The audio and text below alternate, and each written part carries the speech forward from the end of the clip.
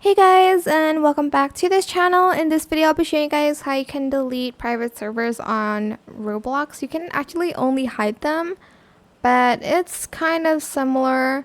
So go to the inventory on roblox.com and you're going to find servers here. Select your private server and select the server that you want to delete. Then you are going to select these three dots next to your private server.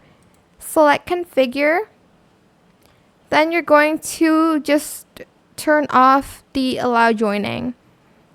And that is pretty much it for this tutorial. I hope it was helpful for you guys. Don't forget to like, comment, share, and also subscribe to this channel if you haven't done that already. If you have any more questions about this video, just leave it in the comment section down below. I will try my best to answer them all for you guys. And if you found this video helpful, please click the thanks button as well. That is it for this video. Thank you so much for watching. Bye!